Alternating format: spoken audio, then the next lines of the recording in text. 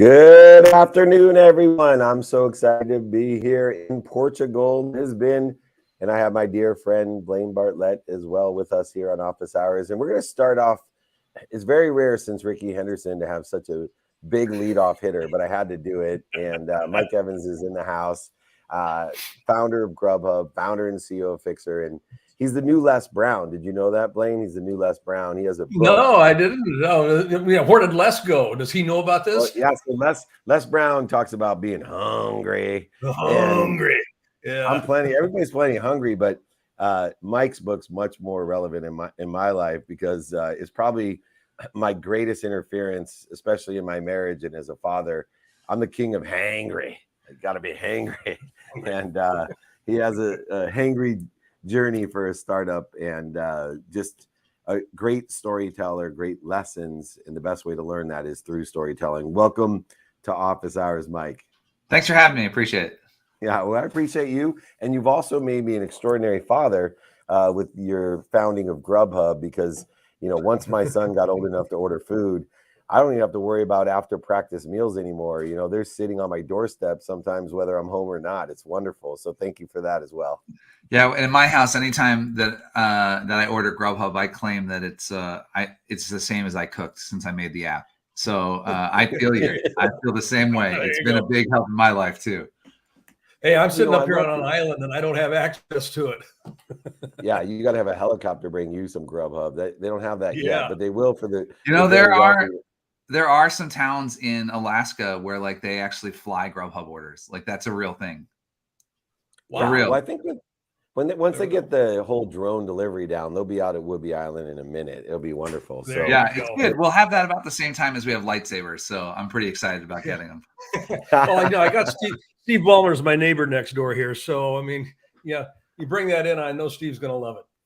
He certainly will. But you're someone that, takes a journey of finding a need and actually putting it into a business and executing on that business. And there's a million great ideas and they're wasted. My favorite trailers on one of my TV shows, which I almost killed Bill Shaw at Entrepreneur for actually using, was that's a wonderful idea. Too bad you have it. And I meant it to be constructive because I knew the person that had this great idea could not execute on it. And I'd love to help you by sharing in that journey, that hangry journey as well, on, what are the characteristics of someone, not just to be creative enough to figure out these great businesses, but it's a whole different skill set to take it to market and to build a business. What are some of those attributes that you see in yourself that allowed you to continue to execute on great ideas? Yeah, I wonder if it's characteristics, because if it takes certain characteristics, then that implies that someone who doesn't have them can't do it. And I think we as humans have an amazing capacity to learn. And so I think the difference is the choice to start the thing. And you have to certainly cultivate within yourself like this idea of being willing to learn and willing to adapt. And if you take those things, even if you're not good at adapting to start and you practice it and you get reps on it, then suddenly, not suddenly, maybe 20 years later, like you actually have gotten pretty good at solving problems for customers, figuring out a way to build the business. It just takes an experimental approach. It takes a willingness to fail and a willingness to abandon things that aren't working, and a willingness to have grit and tenacity on things that are working, that take work to really like come to fruition. And so I'm not sure, like I said, I'm not sure if it's a characteristic so much as an attitude. Learn. The thing that comes to mind when you're talking there, Mike, it has to do with two things, sustainability and success. And for entrepreneurs, I don't think a lot of entrepreneurs actually get this because they're so fixated on an endpoint.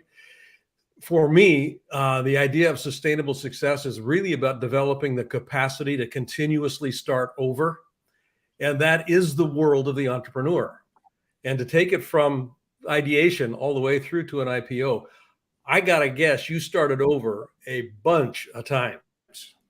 Yeah, the path to success, the book that I wrote, Hangry, it's about this. It's about, I started in my apartment and I ran it all the way to Wall Street, which is a which is a pretty unique experience, right? To like go from I wanted a pizza and made a delivery website to an IPO. And it does, like, that path is not a straight line. It looks a little bit more like a drunken stagger, but it's not random. It's experimental, and you have to be willing to you really do have to put in quite a bit of work to see things come to success. But you also have to be willing to just abandon these things that aren't working and see the things that where you're not getting closer to your goal. And I do believe in having an endpoint in mind, but the goal is the goal. The plan is not the goal, right? You have to be willing to adapt the plan and change the plan and work through it. And by the way, that's not emotionally neutral. Like, it's hard to try something and then realize it's not working. And after putting all that work in, being like, crap, I got to throw that away and try something new. It's hard. It takes like, it's painful to like go through that. And it takes discipline to do that. So, yeah, I mean, doing that in a sustainable way, doing that in a way where you're not just burning yourself out. That's also hard. I'm not sure that I've cracked the code on that, because I tend to go at full steam most of the time.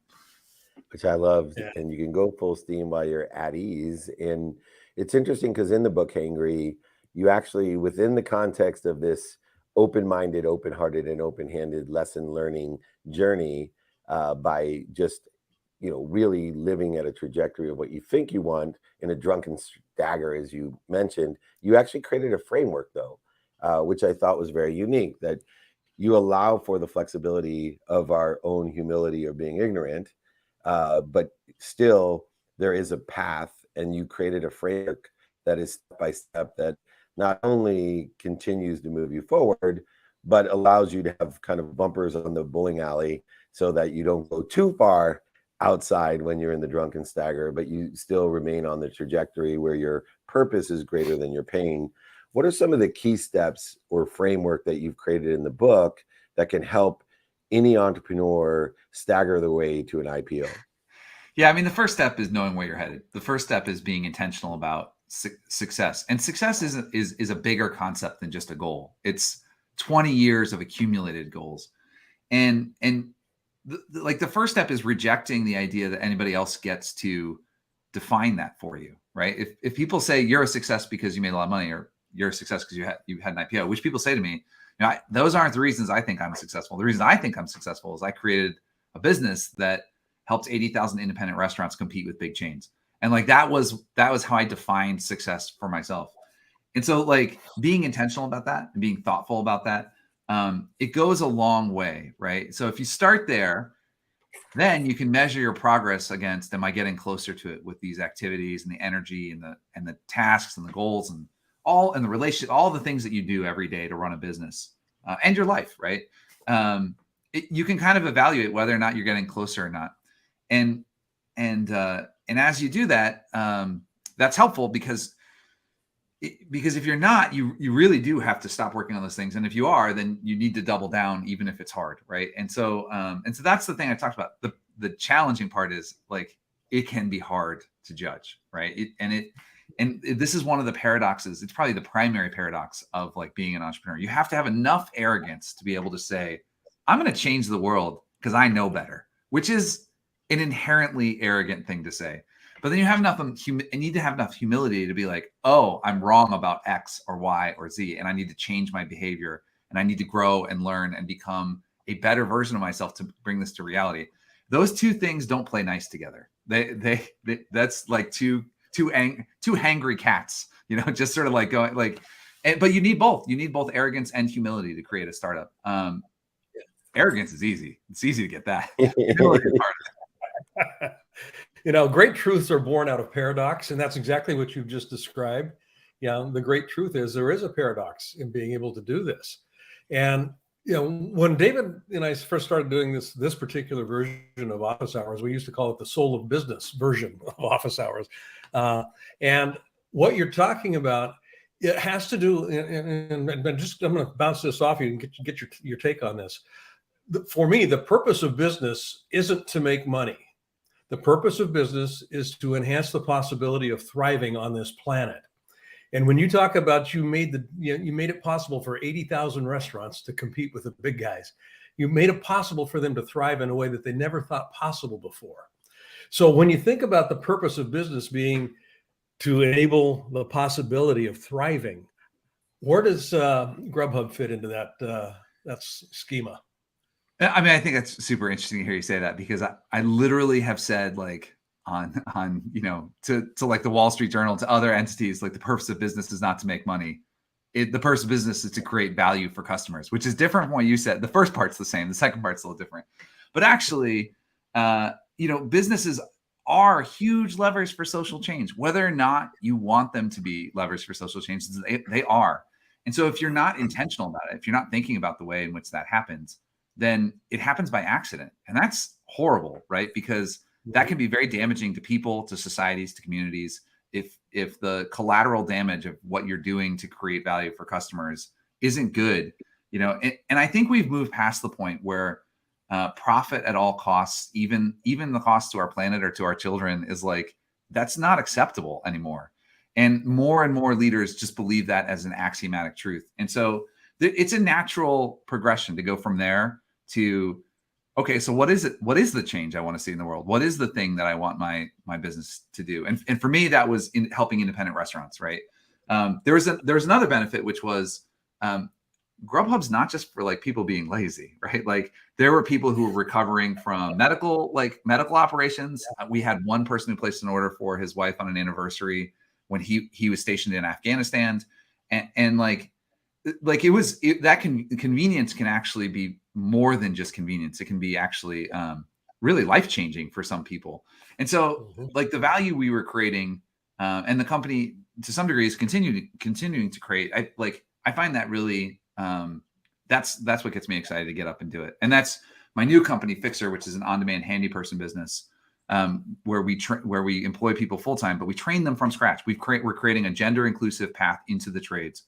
It creates a great experience in the home. Like, people love using it. But the thing I'm really passionate about is actually opening up, like, democratizing the entry path into the trades. You don't just have to have an uncle to get into the trades. And Mike, when you started GrubHub, you were, as many of my law school compadres that ended up being where they wanted to be. Thinking of Mike Tannenbaum, the old GM of the Jets and the executive vice president of the Dolphins, and now on ESPN. Most people don't know, but Mike had all loans and took a job with the Saints for $600 a month, and people will tell you how lucky he is, or tell you how lucky he is. I'm like, I don't know. I was way too afraid to not make money. I had $100,000 of law debt, and that's why I became an entrepreneur. Is I didn't want to be capped by being some $1,000 an hour lawyer, right? And I wanted to do something, but you started and you were, laden with debt. I'm sure you quit your job. Was that out of ignorant arrogance or ignorant humility? And then how do you compare? I always wonder on the second venture, where you have Fixer, for example, did you lose something because there's no fear involved, that, your basement's much higher than it was when you started GrubHub? You have a very high basement with Fixer. Where's the difference there? Yeah, so it's funny that your journey is very similar to mine. My wife finished Northwestern Law, and we had $260,000 in school debt between the two of us. And it was a terrible idea, like, legitimately, objectively a terrible idea. Quitting my job to go do a startup. That is not, like, a financially sound decision. No, but I was passionate about it, and it not only worked, I overshot, right? But my goal was to pay off my student debt to start. It was also to not have to work for somebody else. I didn't like the idea. I don't like being told what to do. Like, nobody does, but, like, I've got some weird pathology where I really don't like it. And so I am talking about this idea that being more intentional as you start the business is really important. But I also recognize it's hard when you're just scrapping, like, just trying to make it work. Yeah. You can still think about it. You can still make decisions that lead towards stakeholder outcome instead of just shareholder outcome, even when you're the only shareholder. And then, like, fast forward to Fixer, literally 20 years later, and the stakes are higher for me. And the stakes are higher because if I succeed, I'm going to reboot trade education in the United States and really, like, solve a problem that you can find in any newspaper across the US, which is that all the trade schools are closing, right? Like, there aren't enough people to do the work. And to my mind, what I've seen is people love this work. Like people want to do the work. It's just hard to get the training while also earning a living because a lot of people have other responsibilities. And so, when the pandemic hit and our revenue dropped by 85%, like in 1 week, because we have a service where we go into people's homes, right? That was, I wasn't like, well, I made my cash. I don't care. Like, that's not how I responded. I was like, oh, like, this is terrible. And so I worked harder to make it work, to get through the pandemic. We pivoted into video consults. That was a hot mess. It didn't work at all. We pivoted into becoming general contractors so we could do jobs where we weren't around, like going into customers' homes. That worked okay. We had a pulse. Like, it wasn't a great business, but it got us through the pandemic. And now we're back to the original business model. But like, man, those like 3 meetings a day trying to figure out masking policies and like vaccine policies, and all, like that was stressful. And I could have just been retired. But the reason I'm not is because what I'm trying to create has like sustainable, enduring value for a lot of people. And so that's like, I'm more committed. I'm not like, the stakes are higher, not lower. I love That's that when great. you have a I perspective love it. of helping others more than just your bank account or your debt. And that's what we need, is more great entrepreneurs that are willing to up the ante to human and social change, which is much needed by great intelligent followers, great leaders like Mike Evans.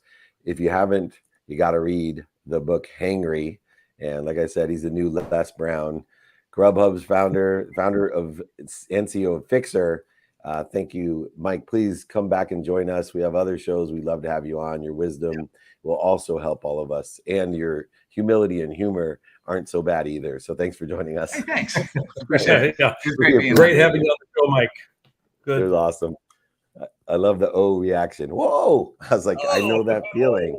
But I was in a business, as you know, Blaine, when your entire business was around the Super Bowl, Pro Bowl, Masters, Kentucky Derby, and Breeders' Cup, and they tell you in one day when they cancel the NBA, hey, we're canceling all of your events for 1 year.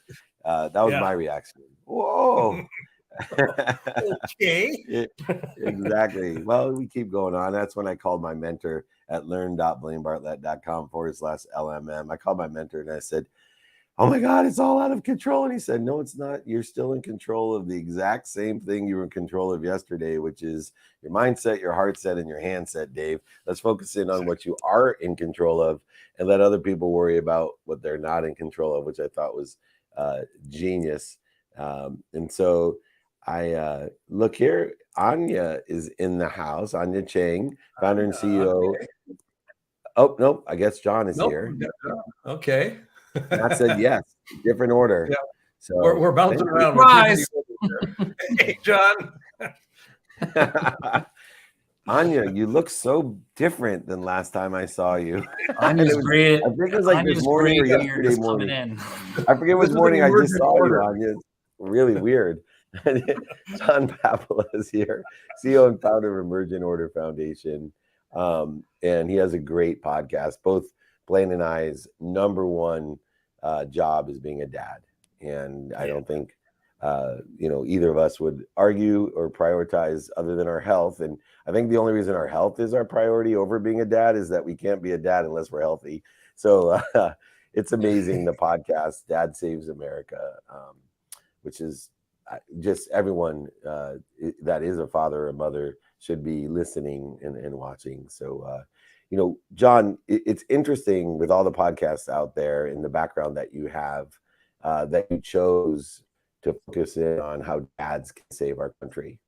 And I'd love to, for you to share that mission and also the perspective of why dads are so important to our country. Well, Dave, thanks for having me on the show. We wanted Anya, obviously, but I know, it's the second best. I'll take it. I'm pretty good sloppy seconds. Yeah. Well, so my background is I worked in New York City. I was a creative executive at Spike TV, first network for men back in the day. Now it's Paramount. And the funny thing about Spike was that it was filled with dads, actually. And when my son was born, it was this completely transformative experience for me in ways that nobody ever explained. So people say, oh, when you have kids, it gives you the drive because you got to earn it for your family. But that's not what happened for me. What happened for me was, 'cause I've always been an ambitious guy. And so when my son was born, it actually put him at the top of my priority stack. And what that did is actually unlock an entrepreneurship that I didn't really know I had. Because it was like, oh, wait a second. I can take risks, and my ego is no longer wrapped up in my career in television. So why not try to go after the stuff I really, really want to do? Because what's the worst that could happen? It fails. I'll still have my son. I'll have my family. And so that was like a completely, it was kind of like an FU money of a sort psychologically. And nobody says that's what's going to happen when you become a dad. Ever. Nobody says that. So that was this huge aha moment. And so I started started life as a production company back in 2011 and left New York City and moved to Texas, moved to Austin. And I've made a bunch of films and stuff, really kind of big idea type of projects. And as my son has gotten older, I noticed that his generation and his peers in particular, not so much him, but his peers, were just suffering. They were suffering in ways that I didn't see with my peers growing up. I'm 45. I'm a Gen Xer. And, this next generation is suffering from anxiety and depression at levels that we've never seen before at the same age bracket. Rates of suicide among young people are higher than they ever been, especially for boys, actually. People focus on girls because girls get hit by social media, but there's a real boy crisis going on. And I'm the father of a son, so that I'm extra sensitive to that.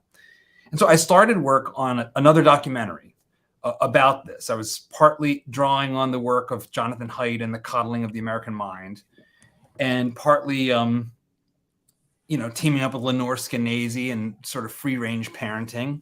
And, as dads, we're the ones that say, yeah, climb to the highest tree, like see how high you can go. Right. So what's interesting is there's been a lot of talk about this sort of increased level of fragility. And yet it's very rarely connected to the fact that we as a country lead the world in fatherlessness by like 3x. Yeah. So the fatherlessness rate in the United States is north of 35%. For the rest of the world, it's like below 9%. So this is like the worst kind of leadership we could have as a country. And dads play this really important role in instilling grit and being the one that, a lot of times we get dinged for being like the big kid, by our wives. Like, well, you're going to get him hurt is like the thing that is constantly being said. Oh, yeah. But that's really important because that's how you learn what your limits are, is by testing them. Mm-hmm. And so I think dads play this really important role in ways that haven't been previously understood, because dad has basically been relegated to being Al Bundy in our culture. So that's what Dad Saves America is all about. That's why it's Dad Saves America, because I think America faces a lot of crises. And I think the role of dad being reasserted and celebrated is a really important answer to a lot of those problems. John, as you were talking here, I was struck by the narrative around when your son was born, your world changed. And there was a couple of pieces in there that you mentioned where my mind went to was, and just kind of correct me if I'm off on this, but this is my language for it. You are no longer an individual. You now literally, by definition, became an ancestor to your son. Yeah. And that's right. That role of being an ancestor, there's elderhood involved with it, but there's also archetypal role models that you can kind of, when I think of ancestors, it's usually voiced in the context of legacy, of things that we built upon, things that we stand upon to move forward. So that idea of being an ancestor gets to be a real interesting one, and I'm interested in how, if at all, this actually goes into your Emergent Order Foundation, because that's storytelling, how all of that might fit together. I'm making a big leap of an assumption here, but I'm just curious about how that might fit in. Well, on a personal level, you're tapping into something there, because I am 100% Italian American. So all of my roots go back to Italy. In fact, my wife and I, and for my son, are getting our dual citizenship because we think it'd be pretty cool for him to study in Italy for college. Yeah. Actually, I think college is mostly nonsense these days. I think the value proposition is completely upside down. But if you can wrap it around an experience that's going to make you more worldly and challenge you to live in a city where you don't speak the language, like those will actually end up being the lessons that matter. So I'm actually pretty deeply connected to my heritage. And I had the benefit of having, and I still have my father. My father was young when I was born. He was 23. He's a doctor. And then I had him and both grandfathers in my life playing a huge role. And so I think that imprint is something that's really deep for me and really matters. And I feel very blessed and very privileged to have that. And so I think in that sense, that lineage that you're talking about really is resonates with me a lot. And to that end, when we're talking about the ancestry and the lineage, my father left when I was 5. I had a single mom with 6 kids, but I had 4 brothers and a sister. But I had my grandfathers. And, I think one of the long-term impacts that we're not looking at 45% of fatherless children is what percentage now are going to have grandfatherless, children. Yeah. And, That's as right. much as dads, and you're someone that comes from a heritage like me, that the family's so important. If we're missing grandfathers, sometimes, they have the common enemy. That's why they get along so well. I know that my grandparents could communicate lessons to me that I would listen to. I always say kids don't listen to their parents, they watch them, but kids listen to their grandparents. That's totally true. And so, how do you see the impact of this lineage, of this ancestry? We're going to be in a major shortage because it's not going to be a higher percentage. It'll be even less grandfathers out there. And I think that may have even a greater impact on what we're doing. I think you're totally right about that. And I think especially as kids get older, it becomes harder. The parent becomes, I think, naturally in a healthy way, and in a little more of an antagonistic relationship. Whereas the grandparents are that safe place to turn. They didn't have to be the disciplinarian, so they don't have the baggage of the discipline that came along the way, right? And I think that's like a pending tragedy that for some people is already happening. In some communities, that's already very much the case. Grandfather's not there. It's like it's mother and grandmother. And for the single moms that are out there, of which in America there's a lot, my message isn't you're doing anything wrong. My message is, it's not fair. Yeah.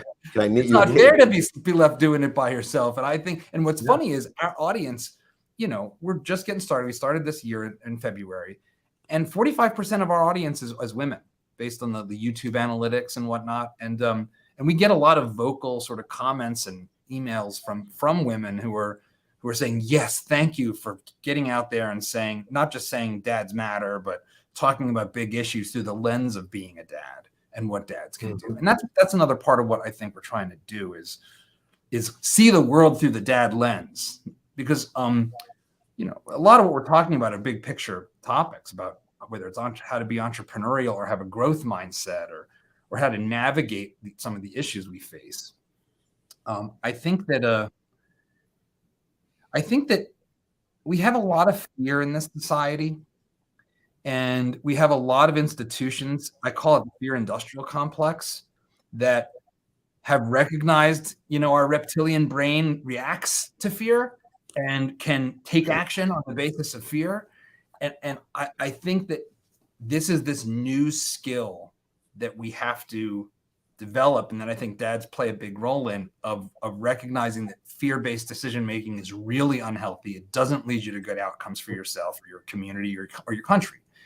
And we have so much of that. We need to be stewards for our kids to say, this message you're getting is trying to push that fear button. And so beware when that's the case. And that's a big part of, I think, the role that dads and grandparents, and I think all of us as parents have to play, is to help our kids navigate that. Yeah, and I think we'll have you back because this issue goes far beyond the few minutes that I give people. But I think another interesting one that I'm thinking of is a person who grew up without a father around and had grandfathers around, though, is that learning how to treat your spouse is different if your sisters are teaching you how to treat your mom than a dad teaching you. And it has, as I teach young people and have I have 3 daughters and a son. I see how my activity with my wife has changed as they get older, their philosophy of relationship, what they look for, what's acceptable as young women, because they want to be treated better even than I treat my wife, who I adore, and I know Blaine adores his as well. And that example is lost. I adore yours. and so it's wonderful. Yeah, So you said it great. You said it that our kids, they look to our actions as parents, and it's absolutely the case, especially for our daughters, that they look to us as fathers to be the model of the possible husband they might have. And so the social science on this stuff is also all like crystal clear. Young girls who have their dad in their life end up on a better path. They end up having a healthier understanding of what it means to have a partner and what that relationship should look like. And when he's not there, it's a real struggle to try to come to grips with, well, what does it mean to find a loving person to be with, and how should they treat me? And it's like, if all you can turn to is teenage boys, I'm going to tell you, that's not a great place to see. Yeah. Or OnlyFans, or TikTok, or OnlyFans is even worse than a teenage boy. And so, yeah, we need more of you. We need more of the podcast. We need more of the films. John Popola, thank you so much for being a leader and another great impact on our country. 2 great leaders so far. And, I know that Anya is waiting in the wings to blow us all out of the water anyway. So I'm glad you didn't get shown up by putting her first. So I know why Matt did it now. Great job. We appreciate it. Thanks so much, John. for Great to having see me. you. Keep up the work, man. We're blessed, and I have all the confidence in the world of Anya. So thank you for your patience, Anya There Chen. she is. Hello. It's hard to follow these 2 amazing speakers after that. And I'm also I know you. And Anya is the CEO of Amazing Company, but ironically for men. Yes. And it's a perfect fit. Our team does a really nice job of thematically putting guests together, and the caliber of guests. I know, Blaine, you've always commented to me is, how does your team do it, Dave? And I said, I don't know. I just am blessed to have such smart people that figure this stuff out through the details of what we see. Anya is the founder and CEO of Taylor, with TAELOR. And it's taylor.style is where we get it. But, clothing is an interesting thing from the time you're a little boy to the time you're a grandfather. And the relationship that men have to clothing is different than that girls or women or mom or grandmothers have with style and with clothing. What were some of the things that you noticed that were different about the way that men wore or thought about clothing and shop for it? Yeah, maybe start with how I start a company, because that's why observation come from. My background is mostly in tech company. I used to work for Meta. I helped build Facebook shopping, and was Target, where I helped them to build a Silicon Valley office for product team. So a few years ago, I started to notice that I was usually the only woman as a head of product in office when I was working for eBay at the time. And I realized that coming from someone who has a marketing background like David, as a marketing professor in Northwestern University, I actually don't have a lot of technical background, but I had to lead large technical teams to ship e-commerce product. So I start feel like, oh my God, I'm not ready for my days. Like those people, how will they look at me? So I was like, you know what? Even if I may not feel ready, what if I just looked ready? So I start thinking like, yes, I will probably use company like Stitch Fix, so someone will style me. But then after they ship me the box, they require me to buy before I can wear. And I didn't want to own that much stuff because I rent in small places and move all the time. I just hate those hassle. And I started using Rent the Wrong Way, a rental company. It's amazing. You can get new clothes all the time and never wear the same clothes. but then they require you to browsing through thousands of items and spend hours. And I was like, oh my God, is there a site that just for people who are not into fashion, but then can look presentable, so I can get a date, close deal, get a job, and look presentable when I was at Facebook, as eBay. So then I was thinking that interview 500 people, like who is very practical, very goal driven, doesn't care wear red or blue, just want to care something to achieve a goal, don't hate shopping, hate laundry. Surprise, surprise, most of them are guys. And that way I started a company as doing menswear with Phoebe, who was a guest speaker yesterday. Yeah, Amazing. it's not an accident that Steve Jobs wore black turtleneck and black pants. I mean, that's his entire wardrobe. Yeah, I don't want to have to pay attention to it. Just outfit me and let me go. Another genius, Einstein, wore the same suit every day, right? Exactly, he Same did. stuff. Yeah.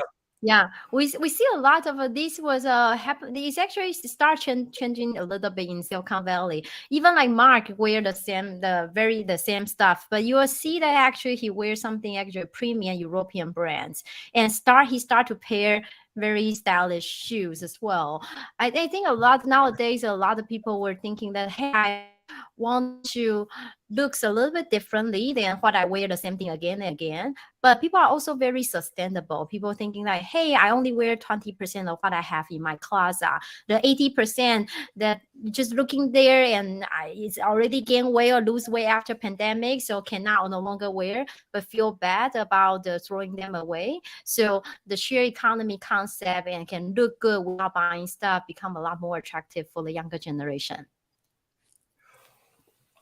I'm curious about what kind of, because you're primarily, you're targeting men, and the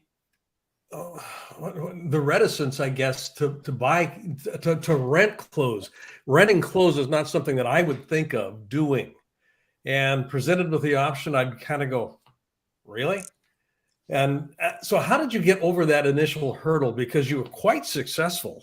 Yeah, but there was I've got to imagine some initial resistance, and it took some education to make it happen. How did you actually cross that? Yeah, for sure. We heard some people say that too. Like, hey, I always have my custom suits. This is my favorite tailor.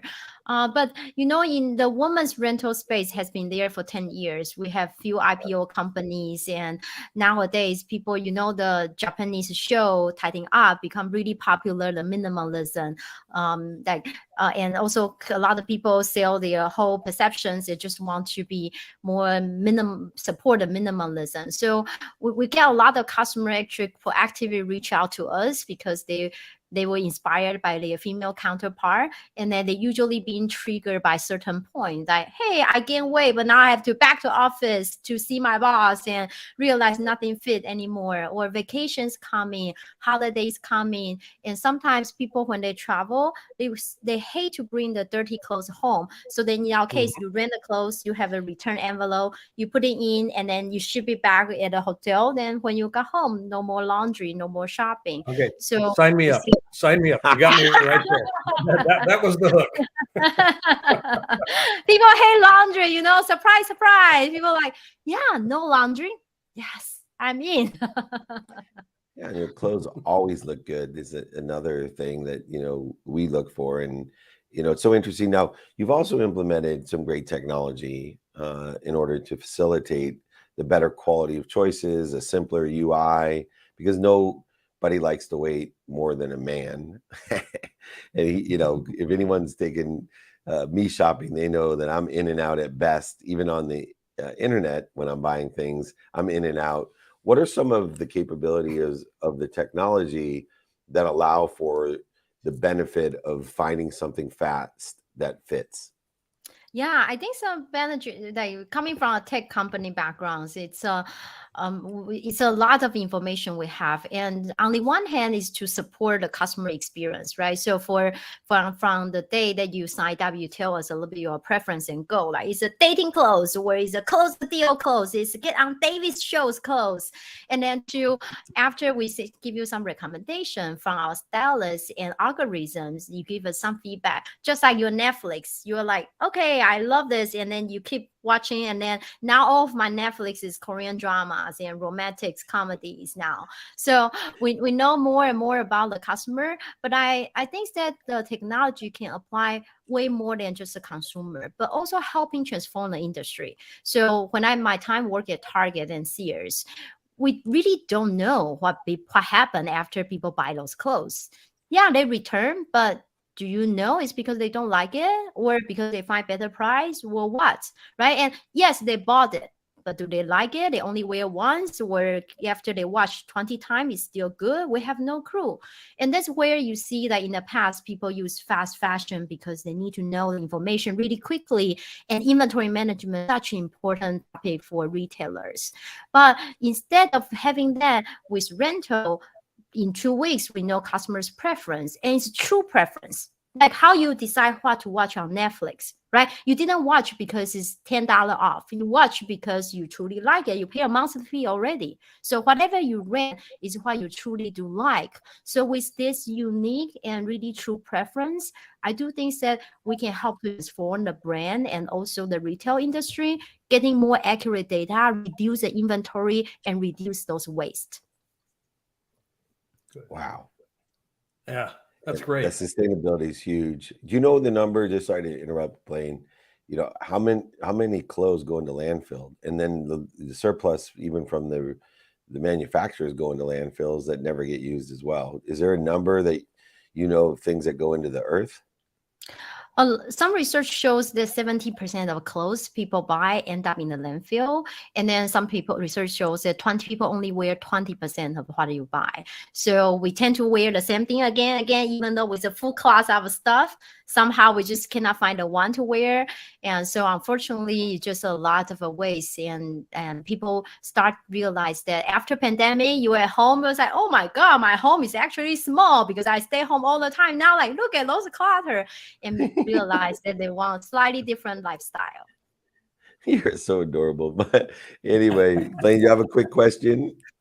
It's just I think just you touched on it already here a little bit, but if I'm a retailer or a brand maven, I'm out there managing my brand, I can get some pretty quick feedback from this process about, okay, what's trending? And is this design idea actually going to hold, going to carry me forward? Is that a fairly accurate assessment? So I'm looking at this from the supplier perspective. Yes, I think so. It's really like for supplier, not only they get the quick feedback. When we started, we thought most of people just want to get they just want to get out of their like excess inventory. They want to be able to rent out the inventory so they can make money from the unsold inventory. Surprise, surprise, they don't. They don't. What? Like, hey, when I was at Target, we just want to get rid of the unsold inventory and make money. And realize they were like, you know what? Pass is pass. Yeah, we didn't do well last time. But what I care is I want to give you my latest collection. Tell me how it works. I'm going to give you a collection that's not even on yet. Tell me. It's like we are like they're like silver balls. Like, tell me, is it that going to sell? How much money are we going to make? So surprised that they care the data and the feedback from the customer a lot more than just the cash from that, because the learning, the intelligence is actually worth a lot more for them. And the true feedback from the customers, the non-biased feedback from the customer actually was a lot more valuable for them. Beautiful. Taylor is amazing. Taylor.style, TAELOR.style. One of the other aspects they got to get is to not only, I love returning clothes before I get home, but what about shipping to the place I'm going to be? That would be even more incredible, a whole nother service. But you can get 25% off if you use the code office hour for 2 months. Give it a try. I promise you it'll be amazing. I can't wait to get back home from Portugal so I can start my regimen of rental clothes when I start getting all the great comments of, Dave, you stopped looking like Jim Harbaugh in your khaki pants and golf shirts. You'll know why. We'll all call our friend Anya Kerr making us look so good so easily, which is always, I think, the objective of the majority of men who just want to look good without having to take any time or make any choices. It's a beautiful thing. Thank you so much for helping, as our other guests, so many, especially men, because every time you help a man, I promise you, especially with fashion, you've helped a woman. So thank you so much. Wonderful. Look forward to styling them. And you guys look good effortlessly and support the sustainability. Thank you. Just Thank the you, fact Anya. you want to support an entrepreneur like Anya. I know it's an amazing company. I don't want to diminish the value, but how do you not love her and want to help her build a huge brand? I know what she's a, Tim Draper team, the Draper, a ton of different awards, and because it's a great business, but behind every great business is an incredible entrepreneur, and Anya Chang is an incredible entrepreneur. Use that code office hour and you'll get 25% off. I'll be using it. Blaine, let's pick up the fashion here at office hours, the soul of fashion. Start stepping up. I'll put we got to start dressing for this show. They'll send it over to Woodby Island. They might not got GrubHub, but they have Taylor style. All right, what's your takeaway for the day? Because I got, believe it or not, a Thursday training from Portugal, because I'll be on the airplane tomorrow. 14 minutes till my Thursday training. What do you got as your takeaway of the day? Thematically, guys run through this whole show, and I mean, you take it back to GrubHub. Okay, how do I just kind of make life easy? And that is a life easy sort of a process. But more importantly, I mean, I like what he was doing around Fix It. Fixer. Bringing the idea that, how would I phrase this? Dads are important, grandfathers are important. I was struck by the suicide comment, and the rate of suicide, particularly amongst boys. And you had mentioned something about a grandfather being a port in a storm. Now that's my word for it, but without a grandfather to buffer the lack of a father at home, there is no port in there's no port in a storm. So the idea that men, when men really are able to be honored, valued, and step up and into the role, it can transform how things actually function in a family, but also more importantly in the world. And it's not about command and control, which should be I'm the dad sort of thing. It's about connection. How is dad connecting? How is a man connecting to life? I mean, it's really abstract. That's my takeaway, but it has to do with the valuing of that.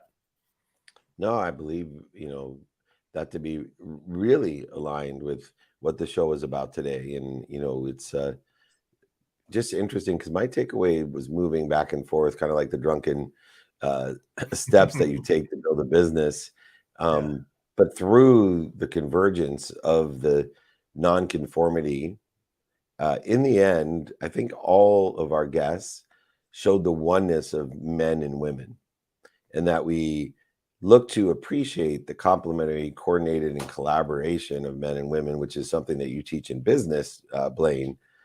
But it's so interesting that if we could coordinate and collaborate men and women together in marriage, into our companies, into shopping, all the different things that we can do, that we're so much better. And a lot of times we're taking the other perspective of, taking care of women so that men are taken care of. And I think this, to me, is, hey, let's look at how taking care of men takes care of women, whether that be wives or grandmothers or children. And I think this oneness of how perfectly aligned, or how perfectly coherent, how perfectly we fit together, especially men with women. And if you look at all the aspects in the physical, mental, spiritual, and emotional way, it by itself, feminine and masculine energy fit perfectly together in formation and out of formation. And that's my takeaway. So I thought I'd get even a more woo-woo than yours, but I definitely am sticking by it because that's what I got out of this one. What I always get out of office hours is how blessed I am to have a co-host, a co-creator of office hours, the original Soul of Business, but here the Mindset Mastermind Edition. Learn.blainebartlett.com/LMM. People ask me all the time, Dave, do you still have a mentor? Who's your mentor? Well, you're looking at him right there, Blaine Bartlett. So if you want to go to the source to be a resource like me, then go to the source, Blaine Bartlett. I'm so glad that you're here. So glad that you're back. I can't wait to see you. Thank you so much for joining me.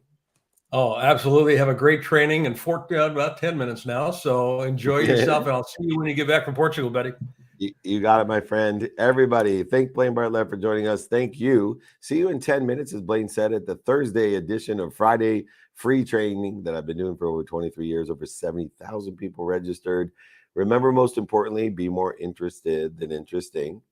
Be kind to your future self and do good deeds. We'll see you in 9 minutes. Thanks so much.